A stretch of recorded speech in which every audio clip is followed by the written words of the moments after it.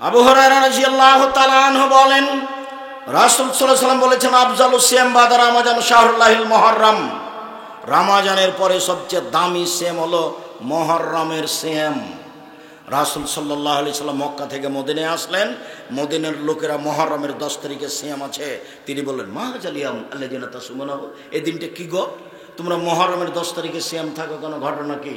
তখন তারা বলল, আরে এদিন বড় দিন, এই দিনে আল্লাহ ফেরাউনকে সদল বলে ডুবিয়ে দিয়েছেন, এই দিনে আল্লাহ মূসা আলাইহিস সালামকে সদল বলে বাঁচিয়ে দিয়েছেন। ফাসামা মূসা শুকরান, মূসা আলাইহিস সালাম শুকরিয়া আদায় করে সিজদা করেছিলেন, সিয়াম পালন করেছিলেন। আল্লাহ, আমার চোখের সামনে তুমি ফেরাউনকে ডুবিয়ে দিলে, সদল বলে সবাই ডুবে গেল, আর এই কুলজুম সাগরে আমাকে না ডুবিয়ে বাঁচিয়ে দিলে, তা আমি তোমার কি শুকরিয়া আদায় করতে পারি? আমি সেদিন সিয়াম থাকলাম, তাই তো আমরা শুকরিয়া আদায় করতে সিয়াম থাকি। তখন মুহাম্মদ সাল্লাল্লাহু আলাইহি ওয়াসাল্লাম বলেন, আরে শোনো শোনো, নাহান আউলা হাক্কুম মিনকুম, আমরা তোমাদের চেয়ে বেশি হক রাখি। মূসা আলাইহিস সালামের সুন্নাত পালন করতো শুকরিয়া আদায়ের, তাই তিনি মুহররমের 10 তারিখে সিয়াম থাকলেন এবং সাহাবীগণকে থাকতে বললেন।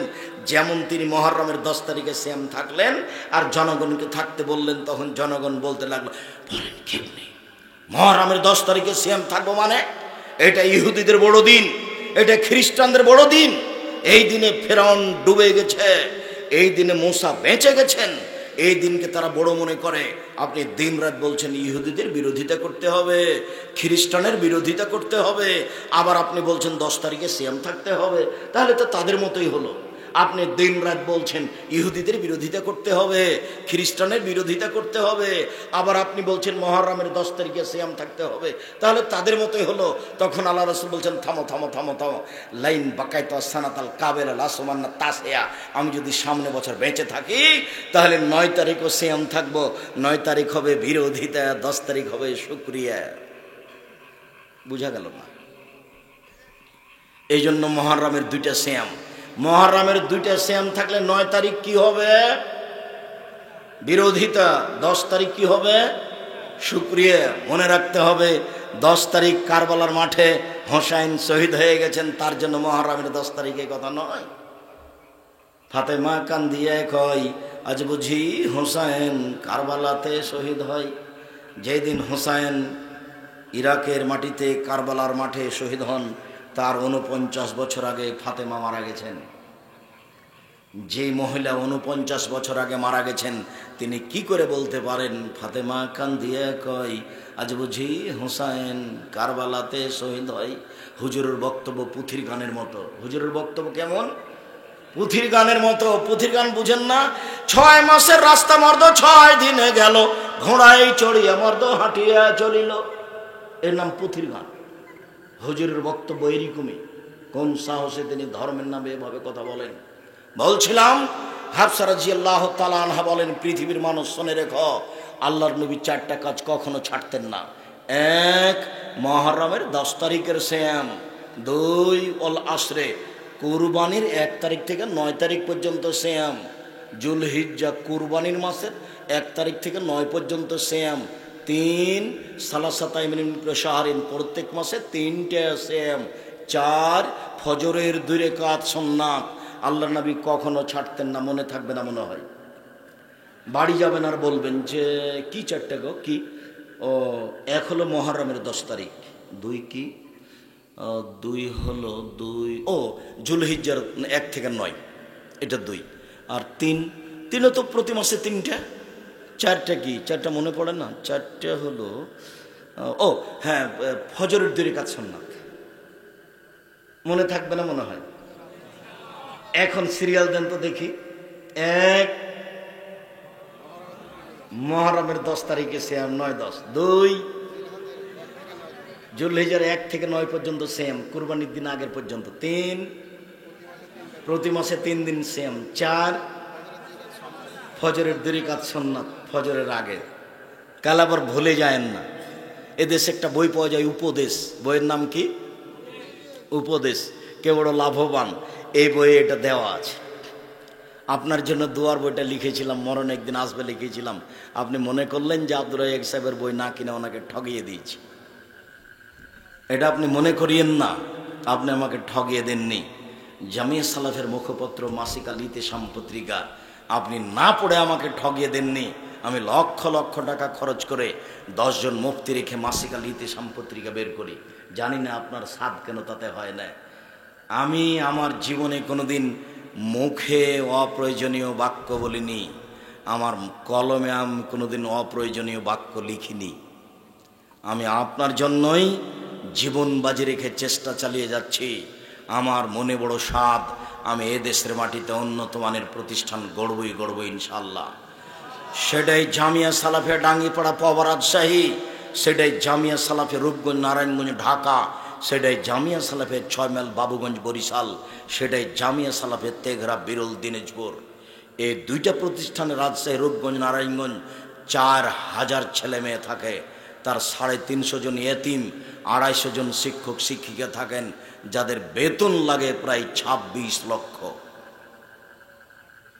আপনার একটু স্বাদও হয় না আমি পাবনার মানুষ, একটু দেখে আসি। দান সহযোগিতা পরে আমি দোয়ার জন্য দরখাস্ত রেখেছি, আর সাদ করে একদিন দেখে আসবেন। আমার মনে বড় সাদ, এই দেশের মাটিতে উন্নত মানের প্রতিষ্ঠান গড়বই ইনশাআল্লাহ, যেখানে ছেলেমেয়েরা বাংলা ইংরেজি আরবি উন্নত মানের শিক্ষা অর্জন করে জাতির অন্যায়ের বিরুদ্ধে লড়বে মুখে কলমে মিডিয়ায়। সেটাই মুখ বলছি, সেটাই মিডিয়া যেটা ধরছে সব কথাবার্তা। জামিয়া সালাফের পক্ষ থেকে আছে অনলাইন আল ইতিসাম টিভি, আর সেটা হচ্ছে কলম, যেগুলো পুস্তক আপনি দেখতে পান। বলছিলাম সম্মানিত দিনী ভাই বোন, রাসূল সাল্লাল্লাহু আলাইহি সাল্লাম বললেন, কেউ যদি মুহররমের 2 দিন সিয়াম থাকে অতীতের 1 বছরের পাপ ক্ষমা হবে। তিনি বললেন, কেউ যদি আরাফার 1 দিন সিয়াম থাকে তাহলে আগে পরে 2 বছরের পাপ ক্ষমা হবে।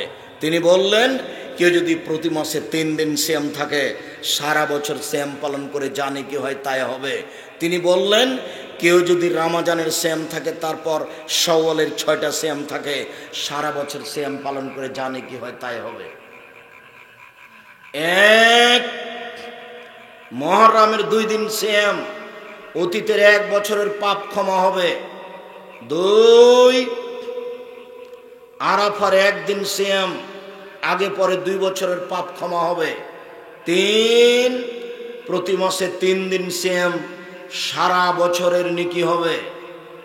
4 শাওয়ালের 6 দিন সিয়াম, রমজানের পরে যদি শাওয়ালের 6 দিন সিয়াম থাকে সারা বছর সিয়াম পালন করে জানে কি হয় তাই হবে। এ কথা আমি বলিনি, এ কথা মুহাম্মদ সাল্লাল্লাহু আলাইহি সাল্লাম বলেছেন।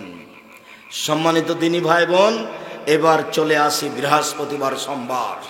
রাসূল সাল্লাল্লাহু আলাইহি সাল্লাম বলছেন, আমি বৃহস্পতিবার সোমবার সিয়াম পালন করা ভালোবাসি। কেন? আনা উহিব্বু ইরফালি ওয়া আনা সায়েম।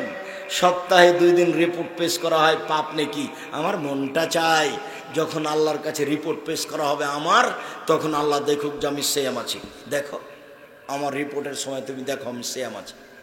সপ্তাহে 2 দিন রিপোর্ট পেশ করা হয়। কোন কোন দিন? বৃহস্পতিবার আর সোমবার।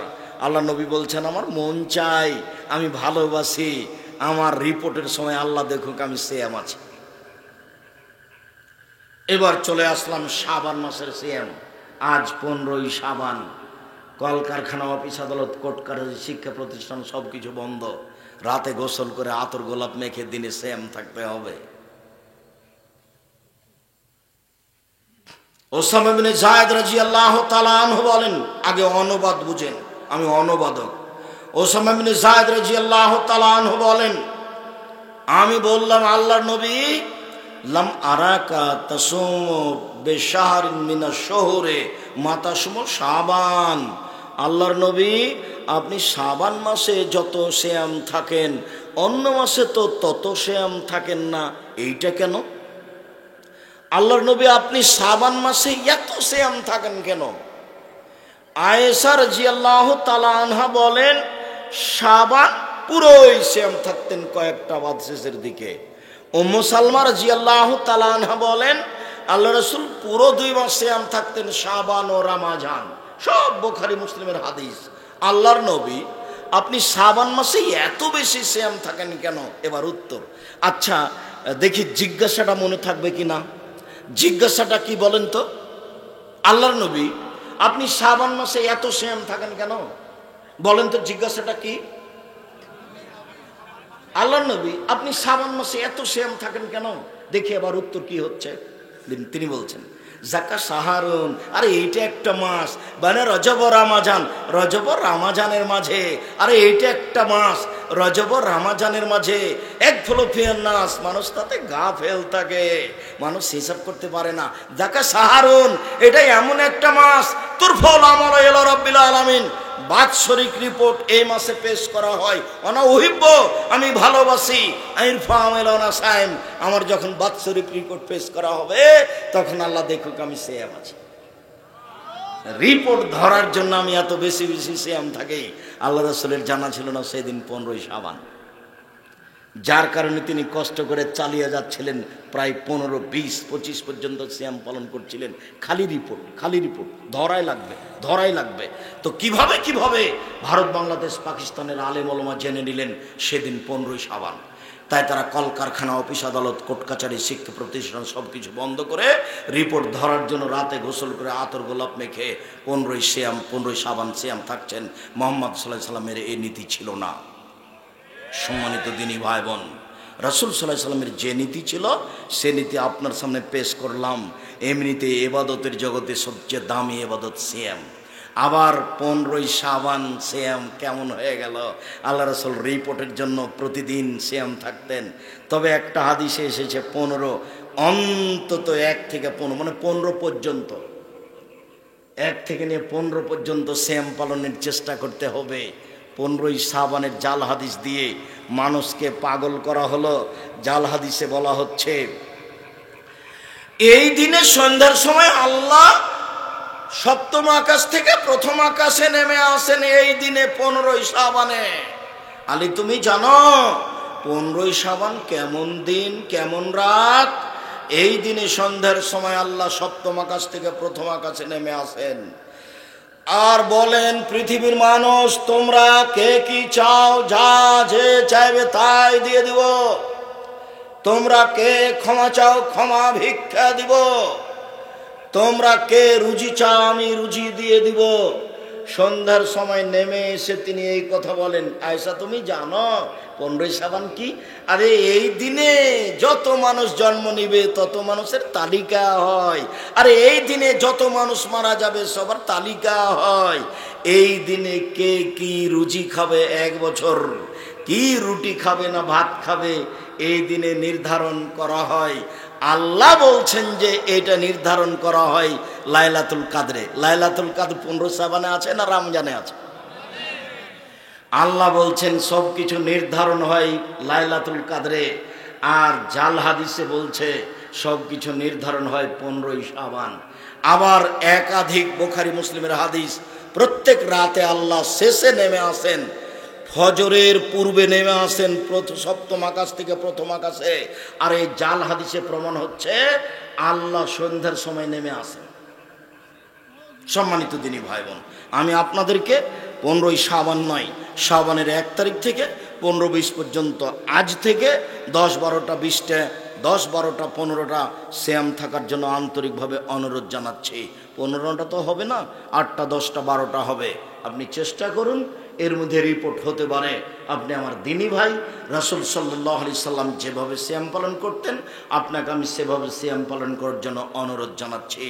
মানুষের জীবনে সবচেয়ে জরুরি কাজ, মানুষের জীবনে ভিন্ন ধরনের ব্যতিক্রম জরুরি কাজ 5 ওয়াক্ত সালাত। মানুষের জীবনে পৃথিবীতে এর চেয়ে জরুরি কোনো কাজ নাই। 5 ওয়াক্ত সালাত নামাজ। মানুষের জীবনে সবচেয়ে জরুরি কাজ হলো হালাল রুজি। মানুষের জীবনে সবচেয়ে জরুরি কাজ হলো কোরআন মাজিদ তেলাওয়াত। মানুষের জীবনে সবচেয়ে জরুরি কাজ হলো দুইজন যেখানে বসে আছে সেখানে না বসা। দুইজন যেখানে বসে আছে সেখানে বসবেন না। ওখানে কারো বদনাম হচ্ছে, তখন আপনি গিয়ে বলছেন ঠিকই বলেছিস, আসলেই খারাপ। তখন আর জান্নাত হবে না। হজ, তাসবিহ, তাহলিল সব গেল, দান খায়রাত সব চলে গেল। তার নাম মানুষকে অপমান করা। আপনি তো ফেসবুকে যা ইচ্ছে তাই লিখে দিলেন। যার জন্য যারা ফেসবুক ব্যবহার করে ওদেরকে আমার দেখলে এত কষ্ট হয়। বোকা মানুষ, কিছুই বুঝলো না, একজন মানুষের বিরুদ্ধে 2টা কথা লিখে দিল। এতে যদি তার মান সম্মানের হানি হয় তাহলে তার হাত ধরা ছাড়া ক্ষমা হবে না। যা হজ করেছে, কোরআন তেলাওয়াত করেছে, সব বিচারের মাঠে বুঝিয়ে দিতে হবে। আপনি কলমই ধরবেন না কারো বিরুদ্ধে। কারো বিরুদ্ধে আপনি মুখই খুলবেন না, আপনি কোর্টেই যাবেন না। যা হয়েছে হয়েছে, বিচারের দিন দেখা যাবে। আমার ক্ষতি করেছে, বিচারের মাঠে আমাকে ক্ষতিপূরণ দিতেই হবে, ওর নাম বিচারের মাঠ। সম্মানিত দিনী ভাই বোন, নফল সিয়ামের অনুরোধ জানিয়ে বলছি যে আমরা আপনাদের সম্ভবপর চেষ্টা করি, আমি যে মুখে যেমন ফাঁকি দিচ্ছি না, কলমে যেন ফাঁকি না দিই, এটা আমি চেষ্টা চালিয়ে যাই। মর্মে দিনী ভাই বোন, আমি আপনাদেরকে বলি, তাওজিহুল কোরআন তাফসিরের কিতাব পুরো 3 খণ্ডই শুধুমাত্র কোরআন এবং হাদিস দিয়ে তাফসির করা আছে। জাল জৈব ভিন্ন করা আছে, সহি হাদিস ভিন্ন করা আছে, তার নাম তাওজিহুল কোরআন তাফসির। আপনারা মিন্নাতুল বারী পড়েন, আব্দুল্লাহ আপনারা অনেক সাদের ছেলে, আমিও আব্দুল্লাহর বই পড়ি। আব্দুল্লাহ জাতির জনগণের সাদের সন্তান। আমিও মনে করছি আব্দুল্লাহ জাতির জনগণের সাদের সন্তান হোক, আপনার ছেলেও হোক। আব্দুল্লাহ বিন আব্দুর রাজ্জাক, আপনি তার মিন্নাতুল বারী পড়তে আপনি আগ্রহী, ব্যতিক্রম বই বুখারীর ব্যাখ্যা মিন্নাতুল বারী। আপনি মিন্নাতুল বারী পড়েন, আজও আছেন, নিয়ে যেয়ে পড়েন। তবে আমার অনুরোধ থাকছে, অল্প পয়সার বইটাও পড়বেন, সেটা হচ্ছে মাসিক আল ইতিসাম পত্রিকা। 25-30 টাকা বড় কথা নয়। আমি এ দিয়ে জাতির সঠিক আকিদা, বেঠিক আকিদা থেকে সঠিক আকিদা নিয়ে আসার জন্য প্রাণপণে চেষ্টা চালিয়ে যাচ্ছি। মাসিক আল ইতিসাম পত্রিকা নেওয়ার জন্য এজেন্ট হবেন, যে আমাকে প্রত্যেক মাসে যেন একটা পত্রিকা দেওয়া হয়। আব্দুর রাজ্জাক সাহেব এত কষ্ট করে লক্ষ লক্ষ টাকা খরচ করে একটা পত্রিকা বের করছেন, 50টা প্রশ্নের উত্তর দিয়ে। এত প্রশ্নের উত্তর দিয়ে এদেশে কোনো পত্রিকা নেই বাংলা ভাষায়। আর আমি একটু 30 টাকা খরচ করে একটা পত্রিকা পড়তে পারি না। আমি আপনার কাছের দিনী ভাই বোন, আমি মনে রাখি যে আপনি আমার খুব কাছের মানুষ, আপনাকে আমি খুব ভালোবাসি আন্তরিকভাবে। অতএব জামিয়া সালাফের জন্য যেভাবে দোয়া করবেন, বই পুস্তকগুলোকে সেভাবে মূল্যায়ন করবেন। জামিয়া সালাফের মুখপত্র পত্রিকা হচ্ছে মাসিক আল ইতিসাম পত্রিকা। জামিয়া সালাফের ডাঙ্গিপাড়া পবা রাজশাহী প্রায় 25 বিঘা জমির উপরে অবস্থান করে। সেখানে একটা বড় মসজিদ আছে 90% জমির উপরে, যার একতলাতে 3000 মানুষ সালাত আদায় করতে পারবে। জামিয়া সালাফে রূপগঞ্জ, নারায়ণগঞ্জ, ঢাকা প্রায় 50 বিঘা জমির উপরে অবস্থান করে, যেখানে একটা মসজিদ তৈরি হবে 200 শতক জমির উপরে, যার একতলাতে 10,000 মানুষ একসাথে সালাত আদায় করতে পারবে ইনশাআল্লাহ। সেই অস্থায়ী মসজিদে আজকে দ্বিতীয় জুমা খুতবা দিলাম। ওইদিকে কেউ ঢাকায় গেলেন, বাইতুল হাম জামে মসজিদ হাঁটাবো, হাঁটাবো রূপগঞ্জ, নারায়ণগঞ্জ, ঢাকায়, সেখানে পৌঁছবেন। পূর্বাচলের শেষ অংশে কাঞ্চন ব্রিজের পাশে। আজকে আলোচনার শেষে আমি আপনাদেরকে বইগুলি সংগ্রহ করার জন্য অনুরোধ জানাচ্ছি। বিশেষভাবে নতুন একটা বই বের হয়েছে পোশাক, বিশেষভাবে সলাতের ওপরে, যেটা নামাজের ওপরে সলাতের উপরে বই বের হয়েছে। এছাড়া আপনি মাসিক আল ইতিসাম পত্রিকা নিয়ে যাবেন অবশ্যই। মিন্নাতুল বারী নেন, যে কয়েকটা বই আছে, তাওজিহুল কোরআন নেন। বইগুলি সংগ্রহ করার জন্য আমার দিনী ভাই বোনকে অনুরোধ জানাচ্ছি।